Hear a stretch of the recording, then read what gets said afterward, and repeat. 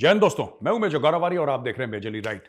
SA-22 missile system, ये क्या है दोस्तों? ये रशियन मिसाइल सिस्टम है और ये लग गया है हिजबुल्लाह के हाथ। इसके पीछे एक बड़ी इंटरेस्टिंग कहानी है। बशार अल असाद है सीरिया का डिक्टेटर दोस्तों, ठीक है। वहां पे पूरे मिडिल ईस्ट में डेमोक्रेसी तो है नहीं भैया, डेमोक्रेसी सिर्फ इजराइल में है, बाकी सब ऐसे ही हैं, कोई शेख है, कोई फलाना, कोई ढिमका, ऐसे ही टूटी फूटी इनकी सरकारें चलती हैं वहां पे। बशार अल असाद सीरिया का डिक्टेटर है और CNN की खबर यह है कि रशिया ने वैगनर ग्रुप, आपको याद है प्रिगोजिन की, याद है आपको, जिसको निपटा दिया था हवाई जहाज के क्रैश में, जिसने पुतिन के खिलाफ बगावत कर दी थी और बोला था कि मैं मॉस्को पे चढ़ाई कर दूंगा और पुतिन को हटा दूंगा।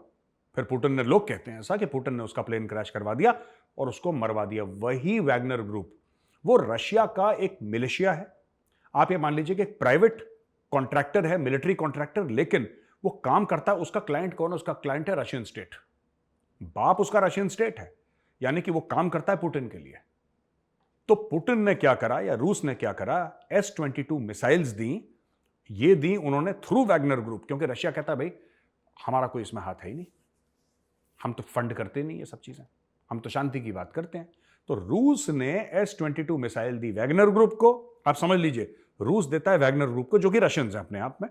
वो वैगनर ग्रुप देता है बशार अल असाद को, जो कि सीरिया का डिक्टेटर है। और बशार किसको देता है? हिजबुल्लाह को। SA-22 क्यों दिया गया? ये मिसाइल सिस्टम क्यों दिया गया? और भी हथियार दिए गए दोस्तों, और भी गोला बम बारूद जितने भी थे, लेकिन ये सिस्टम इंपॉर्टेंट क्यों है? इसलिए कि अगर कल हिजबुल्लाह पे हवाई हमले होते हैं तो हिजबुल्लाह के पास आज की तारीख में कोई जवाब नहीं है।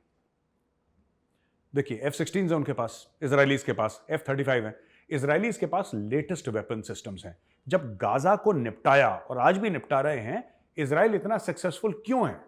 इजराइल सक्सेसफुल इसलिए है क्योंकि हमास के पास एयर डिफेंस सिस्टम है ही नहीं।